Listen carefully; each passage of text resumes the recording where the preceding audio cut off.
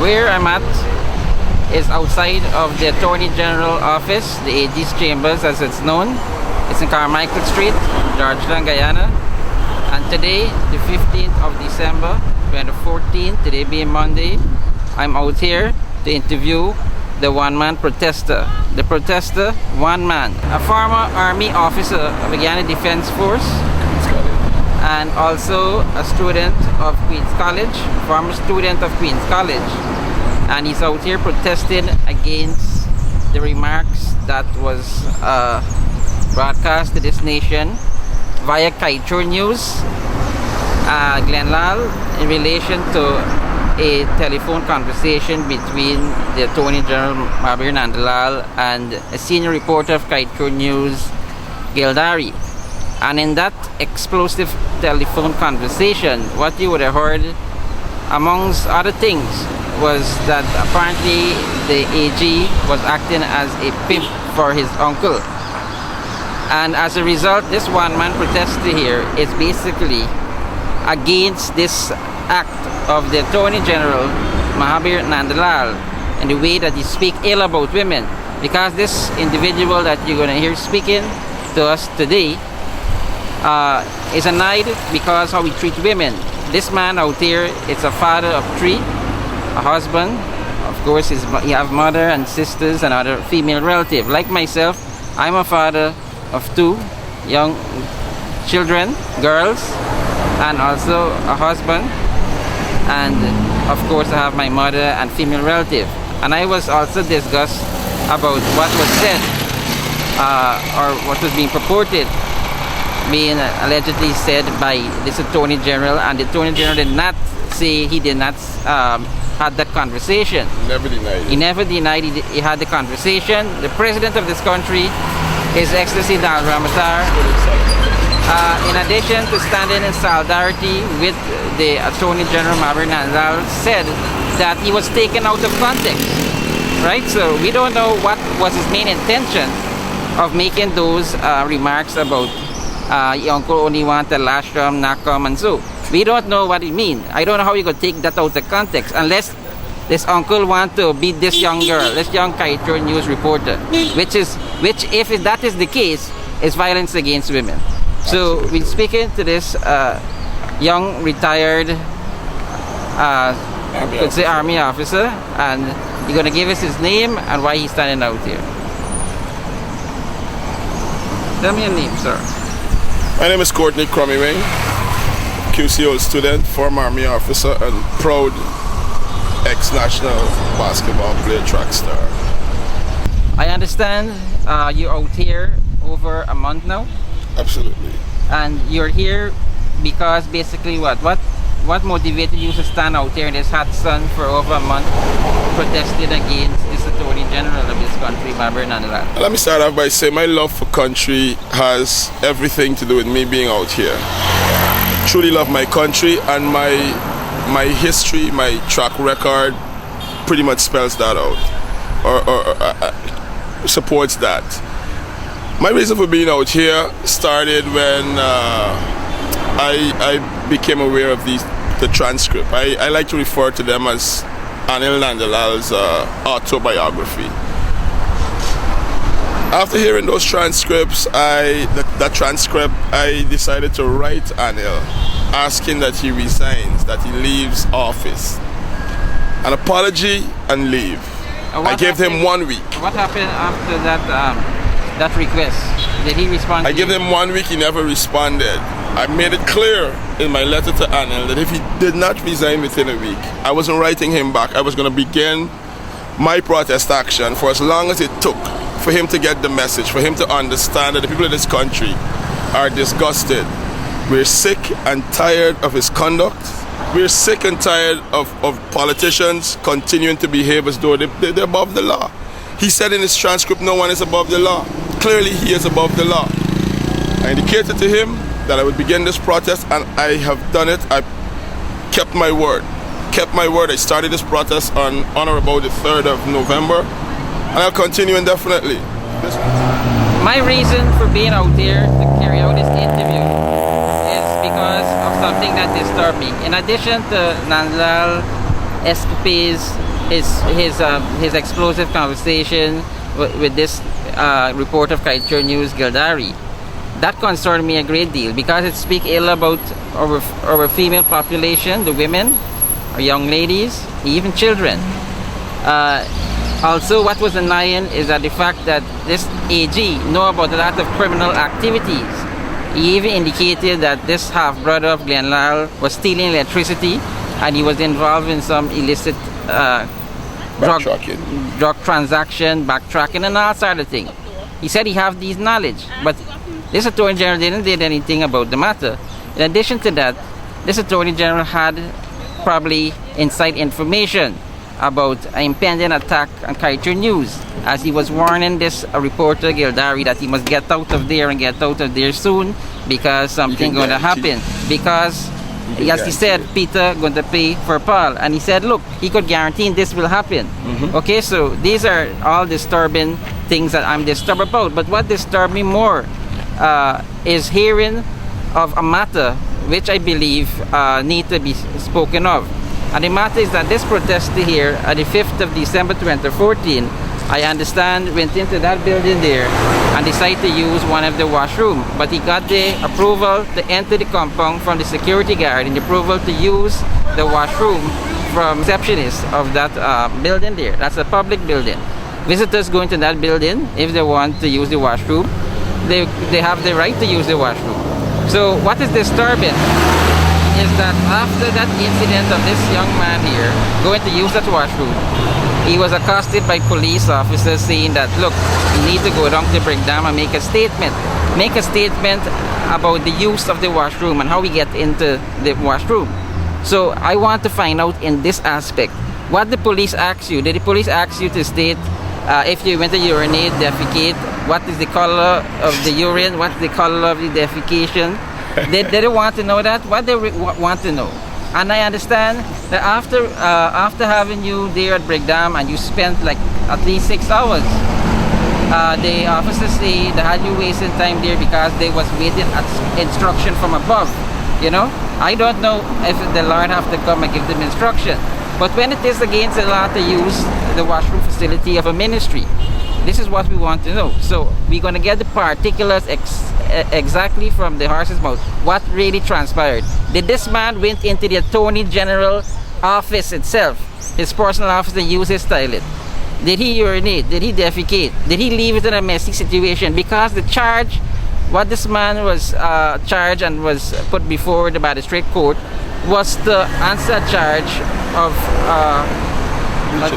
breach of the peace. The charge was breach of the peace. I don't know when this man go to the toilet, if he had drink, you know, the local drink, the Bama, or he drink maybe one of those tablets they call a billiards wash, and he went and make it a lot of noise in the toilet, disturbing people, you know.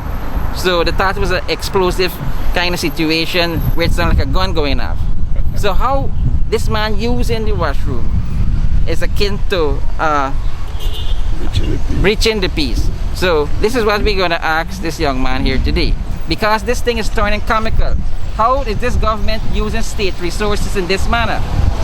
This man have to be taken to court. This man have to get a lawyer. His lawyer is James Bond. The prosecutor have to waste time to go prosecute this man for using a toilet. Then the matter, that insult to injury, this matter going to the DPP, wasting the DPP time and energy. So we're going to speak of all of that.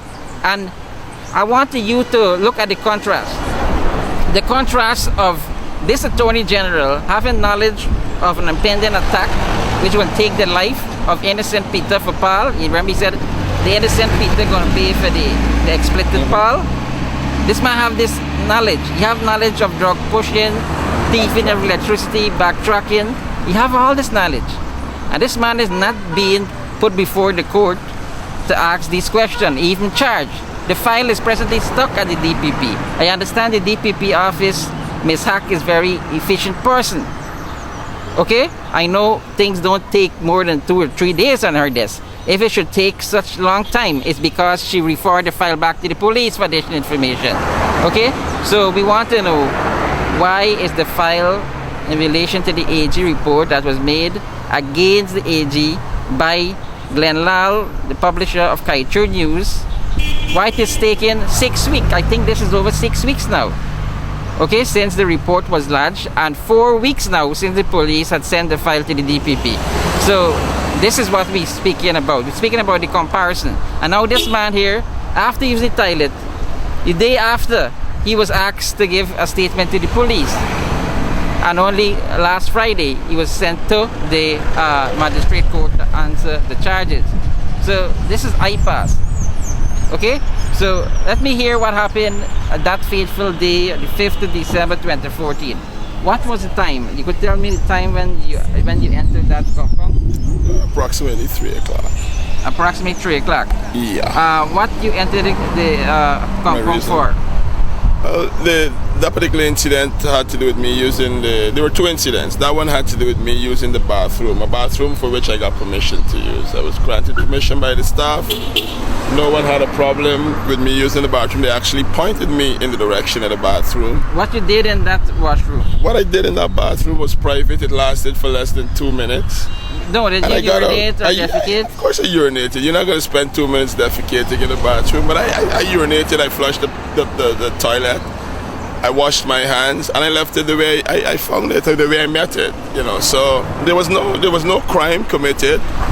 The police subsequently were called. And you evacuated the building immediately after, or you lingered in the compound? I had a conversation because the police confronted me while just as I got out of the bathroom. The security guard confronted me at the entrance to the building. She challenged me about being in there, etc., etc. So at that point, I took the opportunity to say to her, look, I got permission from the staff. Nobody here has a problem with me using the bathroom. She never stopped me, the security officer, that is. This washroom facility was the Attorney General office you went in? Not at all. It's a ground floor just about 10 feet from the main entrance. It's on the ground floor. His office is on the top floor. So what you understand by breach of peace? Yes, breach of peace was a separate incident. That was the most recent. That was last week. The breach of peace incident had to do, it was really comical. I'm out here doing my thing, and the next thing I know, there's an officer always stationed at the Attorney General, an inspector of police.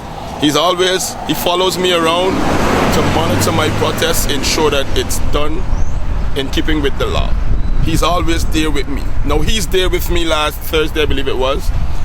No problems whatsoever. I doing my thing. I eventually stopped briefly for some refreshments. While I was having refreshments, the officer left the guard hut. This inspector approached me in the street, says to me, look, I just got a call from Breakdown. They asked that we come down there. I said, why are we going to Breakdown? He says to me, I have no idea, sir. They're just asking that I invite you to the station. So we got into my vehicle. I'm driving the officer on my left. We went down to Breakdown. After I arrived at Breakdown, it was explained to me that by the said officer, inspector, that he was just informed after we got there that they got a report of breach of the peace. I was here making noise. I breached the peace by being loud. My voice was too big. Okay, so this breach of the peace have nothing to do with the use of toilet? With the entry, no. With my entering the compound and using the toilet. That's a separate confusion for me, because I thought you left this toilet in a terrible condition and it was messy, or you make a lot of noise in this toilet, but you said the toilet story is over. The toilet story, it's over? I was detained for more than 4 hours. Eventually, there were no charges. That was 2 weeks ago. They asked me, they came to me, the corporal that is, came to me after being detained for about more than 4 hours, says to me, look, you're going to sign this bail and you're free. Self-bail. That was Friday. You're free to leave, but you have to return. That was Friday. 2 Fridays ago, but you're going to have to return on Monday morning to the station at 9 a.m. Sorry, that was a constable by the name of Supna. That first incident was Supna. And tell me how that issue with the toilet ended. Well, the issue with the toilet ended with me returning to the station on the last Monday at 9 a.m. when I was advised officially that no charges would be laid.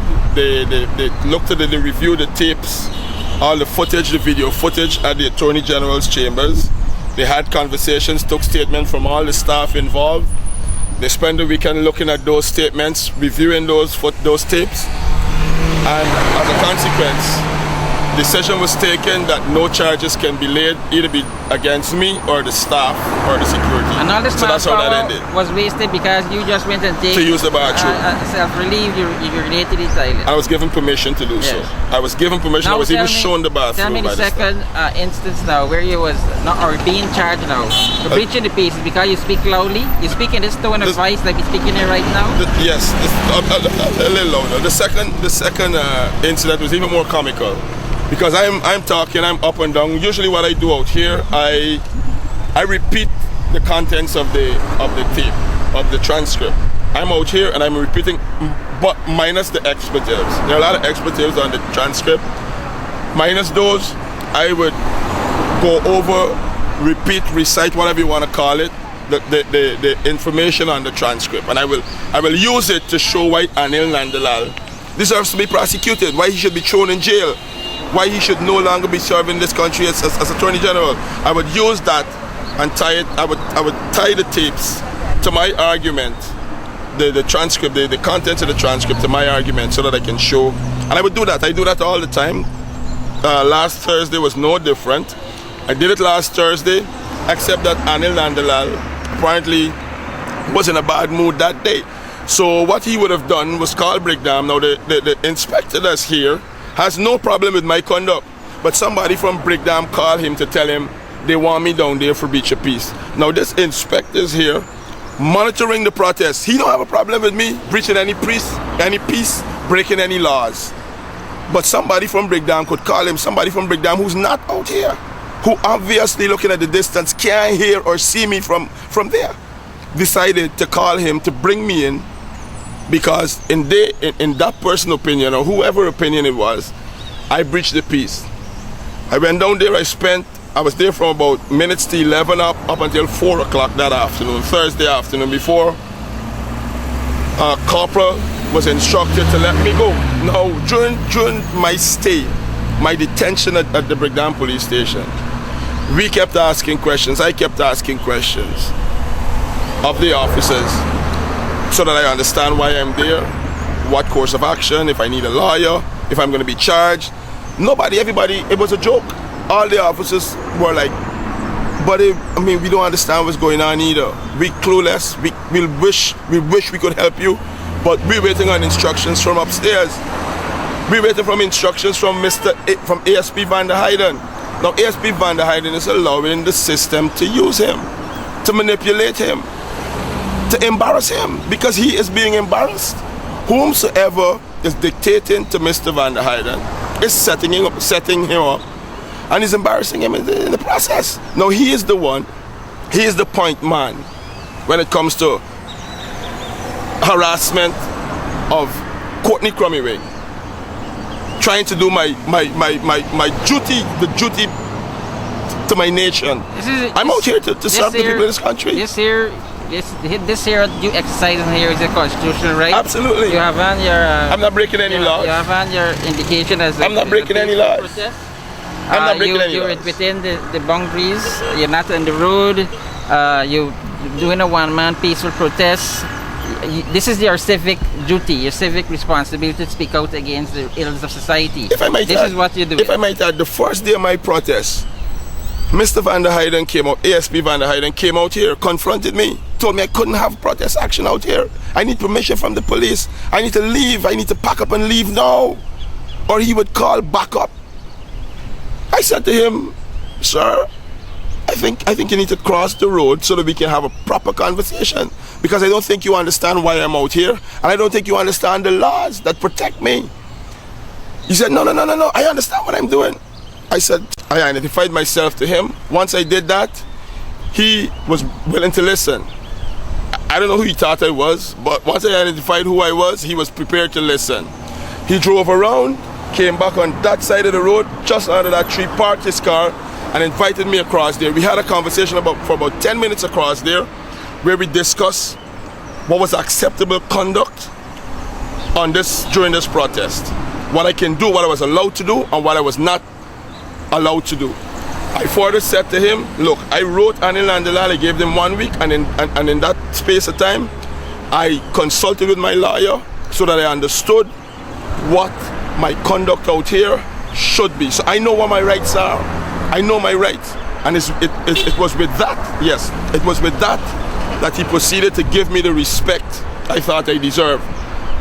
Things went downhill between myself and Mr. Van der Heyden after he realized this wasn't a 1 day or a 2 day thing or a 1 week thing. As it continued to go on and on, 1 week into 2 weeks into 3 weeks, Anil still occupying space that belongs to taxpayers, still receiving a salary, courtesy of taxpayers of this country. I insisted on carrying through with my promise. Once he realized that this was going to be ongoing, he started to provoke a situation. He started to try to intimidate me. How would he do that? He would arrest me. Recently, I got a visit from Kwame McCoy. He would arrest you here? Yeah, he would send officers here to take me down to the station. Okay. And they would take me there for all kinds of frivolous reasons. Twice. It's twice so far. And you spent once last McCoy? Yes, once last week and once the week before. I don't know what they're gonna come with this week. However, I received threats from Kwame McCoy. I'm out here protesting peacefully. I'm having a conversation with a gentleman who was asking a few questions before he could sign the journal. He was here to sign the journal, but he had a few questions. We were having a conversation, and the next thing I realized, Kwame, I'm back in the traffic. Kwame drove up in this black Verosa, dark colored Verosa, and before you know it, I could hear the car stop behind me. I could hear something, the radio in the car playing, and then suddenly the radio got loud. When I looked around, it's because he wind down the window. The window was on its way down. So it's a dark tinted vehicle? It's a tinted vehicle, and it's a dark colored vehicle as well. He wind down the window on the passenger side, and he was leaning over, pointing at me. He says to me, Anil ain't going nowhere, because I'm out here calling for Anil to go every day, without fail, from 6 a.m. until. Every day I'm out here except weekends. I'm doing my thing, and he's pointing at me saying, Anil ain't going nowhere, you better go or else. He didn't allow me to respond. Wind up his window and he drove off. So no, I don't respond to threats. You see that as a threat? Absolutely, it's a threat, but I'm fearless. You reported to the police? I did just that. I reported it to the guard hut immediately. That was about 9:30 a.m. I reported to the guard. I finished my conversation with the young man. He signed the book. After he left, about 9:35, I went to Sukna, the constable of the guard hut. I indicated to him, look, I have a problem. Just received a threat from a person who appeared to be Kwame McCoy, who I recognized to be Kwame McCoy. He said to me, look, understood. I said, I don't want you to understand. I don't want you to just understand what I'm saying. I want you to log it in that book. I know you have a logbook there. Log it. It happened at 9:30. He said, you're going to go to Breakdown and report it. I said, no problem. I can go to Breakdown when I'm done with my protest for the day. But I need you to log it because I'm going to... I did just that. I went to the Breakdown police station. I made my report. They put it in a book. I asked them if they were going to pick him up, if they were going to follow through and investigate the thing thoroughly. The officer said to me, I know what they're going to do. Kwame McCoy, to the best of my knowledge, was never even questioned, was never even contacted with regards to his conduct and what he meant when he came out here to have that conversation with me. Right? So that's what's going on. It's easy, it's convenient for them to harass me for using a bathroom for which I got permission to use. It's convenient for them to harass me because Anil Nandalal is probably in a bad mood one day and he called Breakdown and tell his friends at Breakdown, come and pick up this man. Yeah, come pick up this man disturbing this place. And they come. Now, my conduct out here is consistent. My conduct is consistent. It's the same thing I do every day from 6 or 7 a.m. in the morning until I had enough. I'm tired. I have to move. Okay, have to leave for the day. What you want to see to be the outcome of your protest here? What is the goal? What you're striving for? Anil has to resign. You're hoping that he will resign? I'm not hoping. I'm demanding that Anil resign. And the people, yes, the law-abiding people of this country demands that Anil, we're not hoping that Anil resigns. Anil doesn't own the office of Attorney General in this country. No one owns public office in this country. How you feel that you're out here for 1 month now in this hot weather, in the rainy weather, look, and you have no other persons from the Parliament that was suspended by His Excellency Ramatar the 10th of November. You have no other person. These members of Parliament that are being paid their salary for doing anything, and you're out here not receiving compensation for what you're doing, but none of them are standing with you in solidarity for this this action that you're taking against this rogue minister, this rogue attorney general. How you feel about this? Look, we all have to pick our own battles. This is my battle. I chose this battle. As Guyanese, there's so much to complain about in this country. There's so much to fight for in this country. I have no problem with politicians who are not out here with me. So, how you feel that they don't see this as an important something to do and to support you? Let me tell you, I disagree. I get them, the politicians, they've signed my journal. A few of these politicians, some of them come out, they sign my journal. I understand where they stand on this issue. I've made it clear, I don't need a crowd out here. We understand how crowds go in Guyana. You're gonna have a crowd out here, somebody gonna throw 2 eggs in the building, and the next thing you know, police, we can't protest out here anymore. Somebody's shot, somebody's group of people, some individuals are detained. So you're satisfied that you're a one-man protest, you happy with that? I'm satisfied. But you don't want the police to harass you? I'm satisfied that I have an objective out here, and I by myself can achieve it. All I'm asking is for citizens of this country to sign the journal. That's all the support I need. I don't need a crowd. The politicians in parliament, they got to do what they got to do. There's so many battles to wage. There's a road from Linden to Lethem. The land on both sides of those roads are owned by Jack Dio and his friends. That's a battle you can pick up. That's a battle other individuals. There's so much. Women are abused in this country, raped every day. Every day, that's a battle somebody else can pick up. 90% of the revenues of this country goes to Jack Dio and his friends. 10% of the people in this country, that's 90 cents in every dollar, 10 cents goes. That's a battle somebody else can wage. There's so many battles we can wage as Guyanese. We don't need a crowd out here. I'm good enough out here. I have a journal. If you support what I do, you sign the journal. You don't need to come out here. I'm not going to blame those politicians. They have a battle to fight. They have a battle they're waging in parliament. And it's a serious battle. So how many persons assigned to the journal so far? Hundreds. We're going on 500. We're going on 500. We're almost there. 500. Almost 500, yes. Almost 500, and I'm happy with that. Look, you got to be fair, and you got to look at everything in context. You got to look at the big picture, the entire situation in this country in context. So what do you see, everybody can't focus here. What do you see would happen in relation to the court matter? What you said you had a meeting with the DPP this morning. What is the outcome? I moved my protest action to the DPP this morning. Moved the protest action? Yes, I moved the protest action. Now, the breach of peace incident, that incident, I'm not sure that was resolved because that was Thursday. I left the station at 4 o'clock. I was told that I had to be at court the next day for 8:30 the following morning, court 1. When we got to the court, we discovered that court 1 was closed. There's no activity at court 1. All matters from court 1 were moved to court 2, and it's been that way for a while now. Partly the police weren't informed. Anyway, I got word that morning that no charges were filed against me with regards to the breach of peace. The reason I was detained the day before for more than 6 hours. I was told, I got information from a reliable source that morning that I could spend all day at the courts. There's nothing there for me. The matter was sent to the DPP. So I decided over the weekend that I was going to approach the DPP. I was going to picket the DPP this morning. I'm probably going to be there for the rest of the week into next week because Ms. Hack, the Director of Public Prosecutions,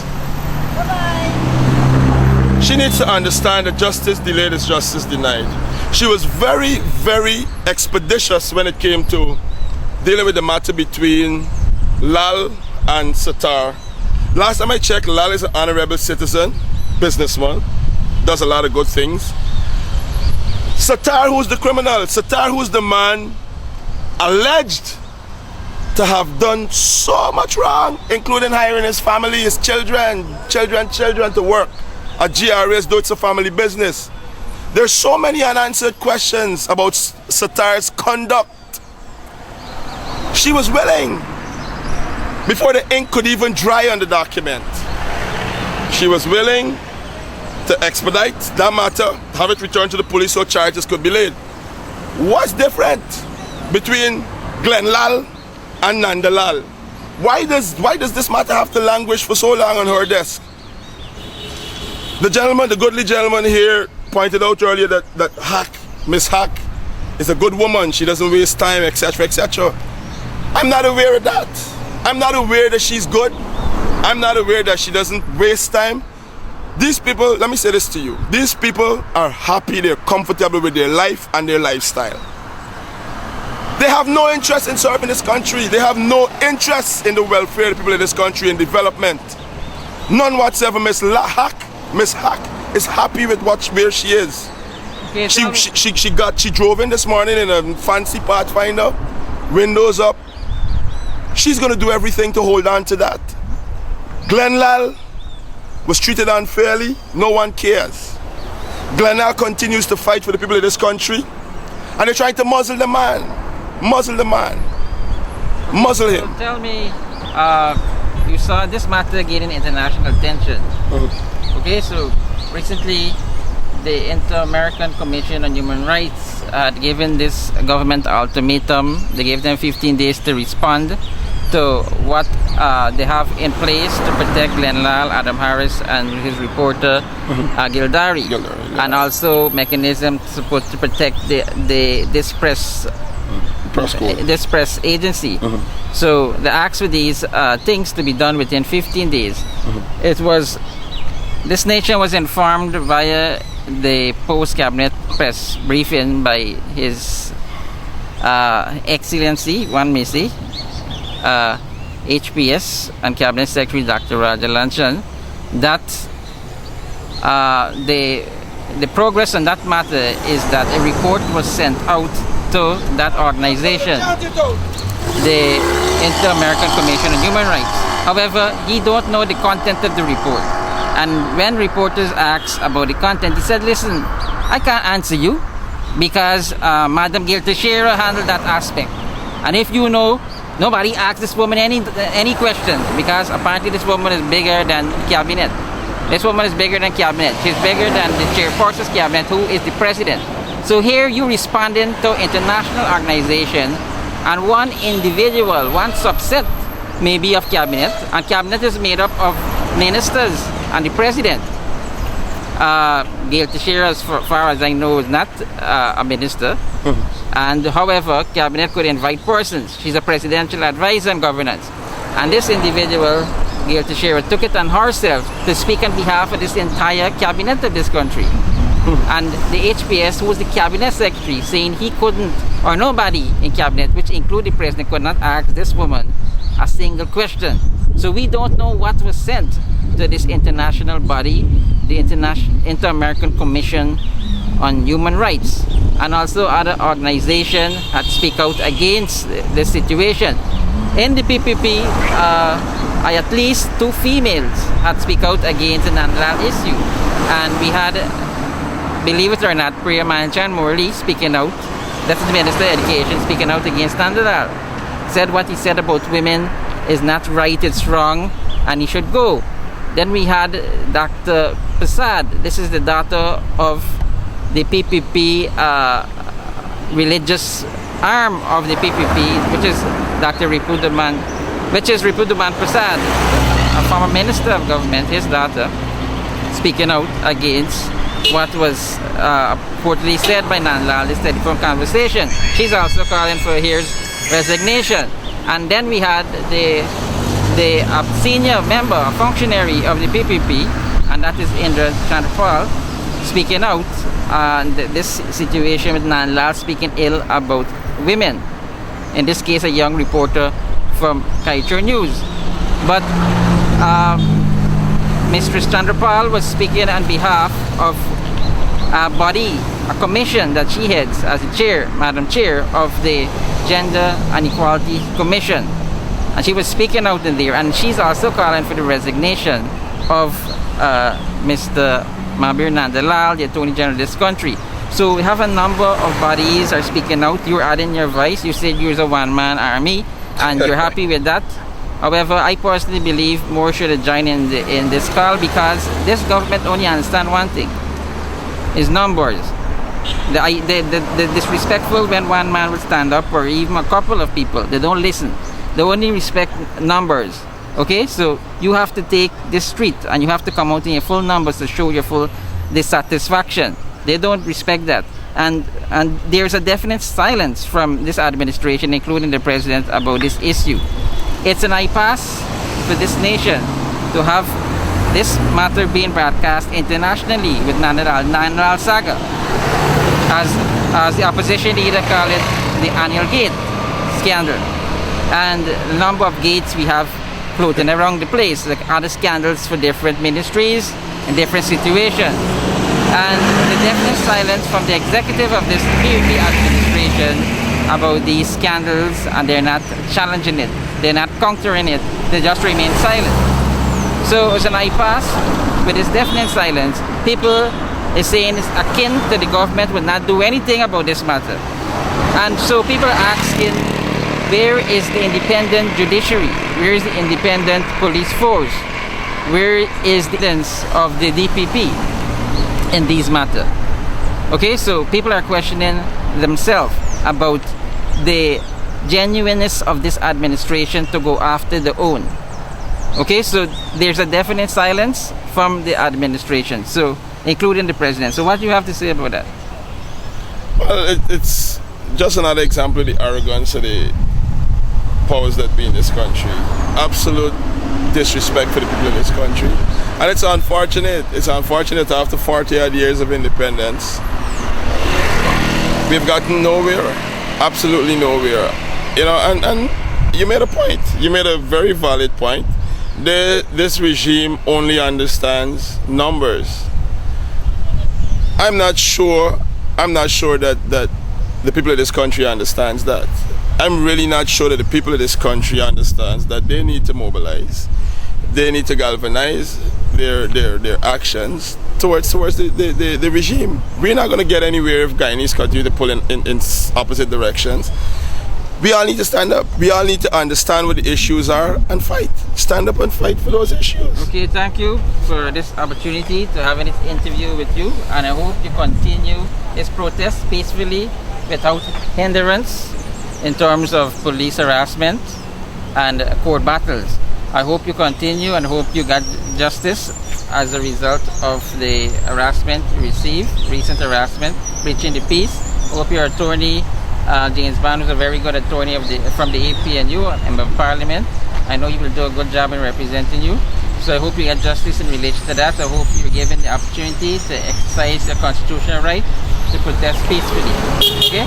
So thank you, and I wish you all the best. Thank you. Pleasure.